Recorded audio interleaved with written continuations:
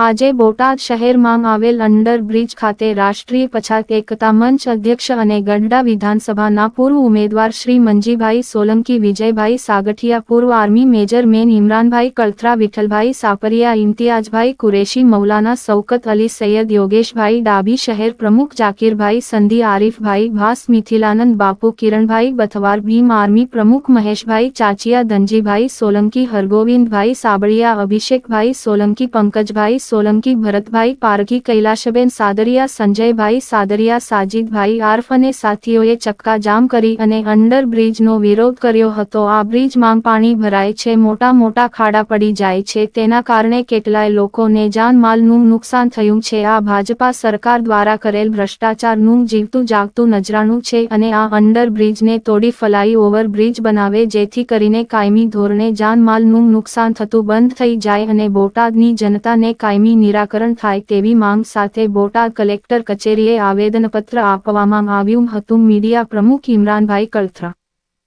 તમારું નામ? હું બનાવ બને તમારી સાથે? ગાડી ખાઈ ગઈ હતી, હાથમાં સોલાનો અને અહીંયા અંદર પડી ગયા હતા। અકસ્માત વારંવાર થાય છે, આવું રોજ બને છે। છોકરા હોય તો શું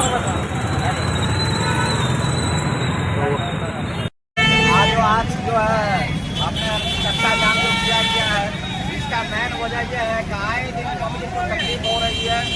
यहाँ पे पानी जमा हुआ रहता है, टपकते रहता है, कोई इसका सोल्यूशन लाया नहीं जाता है। जब से ये ब्रिज बनी है तब से पब्लिक को आए दिन तकलीफ ही रहता है।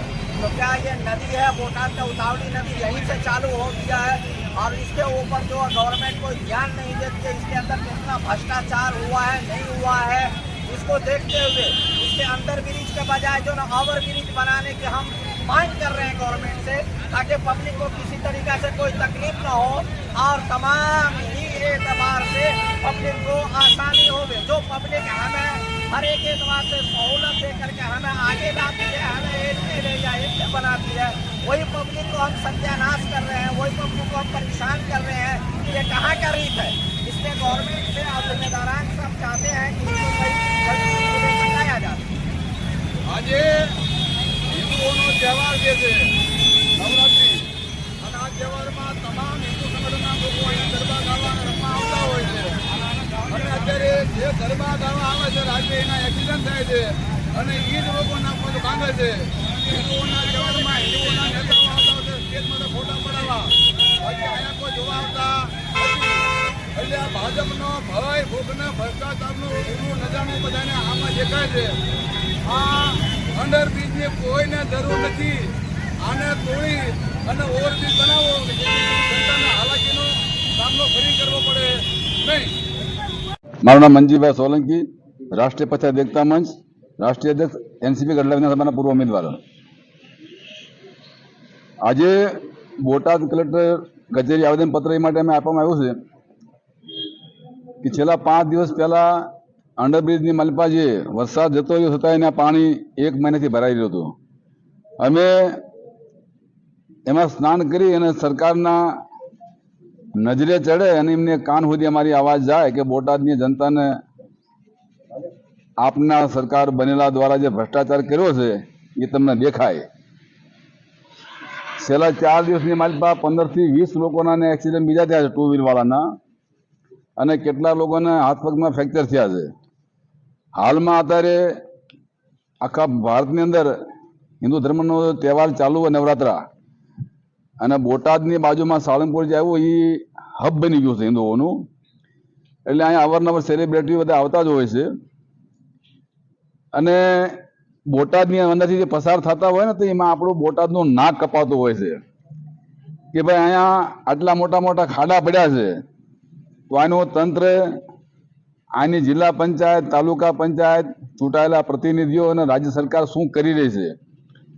એટલે અમે અમારા માધ્યમથી હંમેશા પ્રયત્ન એવો કરીએ છીએ કે જનતાને પોતાના વાહનનું, પોતાના જાનમાલનું નુકસાન ન થાય એના કારણે સતત અમે કલેક્ટરને, પ્રાંત સાહેબને, અધિક કલેક્ટરને જાણકારી કરતા હોય ભાઈ આ તમે અંડરબ્રિજ જે રહ્યો એને રદ કરી અને એને ઓવરબ્રિજ બનાવો, જેના કારણે બોટાદની અને બહારની આવતી જનતા આ જે રહ્યો ને સ્ટેટ હાઈવે રોડ છે એટલે આ કાયમિકની હાલાકી જે રહે ને એનો પ્રશ્ન સોલ્વ થઈ જાય એના માટે મેં આવેદનપત્ર આપ્યું હતું અને આનું નિરાકરણ તત્કાલ કરવામાં નહીં આવે તો આજે તો અમે બોટાદના જે સાળંગપુર રોડ જે હતો ને ચક્કાજામ કર્યા હતા, આવનારા સમયમાં અમે અમારા સાથી મિત્રો દ્વારા આખા બોટાદના ચારેય બાજુ જે રોડ છે એ તમામ ચક્કાજામ કરવામાં આવશે.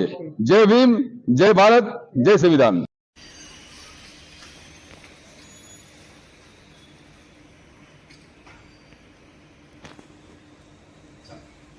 મારું નામ અભિષેક સોલંકી છે.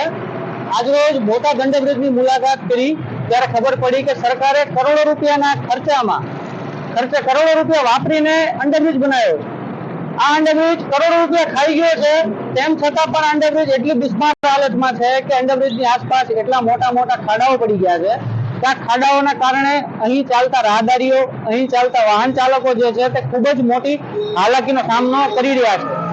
પાણી આવે પેલા પાળ બાંધવું એવી કહેવત તો આપણે સાંભળી છે, પણ બોટાદ માર્ગ અને મકાન વિભાગે આ કહેવત જે છે નાણામાં સાબિત કરી છે કે પાણી આવે અને એનાથી બચાવવા માટે પાળાઓ બનાવી નાખ્યા છે. મોટી મોટી ટેકરીઓ, મોટી કપચીઓ અને રેતીઓની ટેકરીઓ જે છે અંડરબ્રિજની અંદર બનાવી નાખી છે.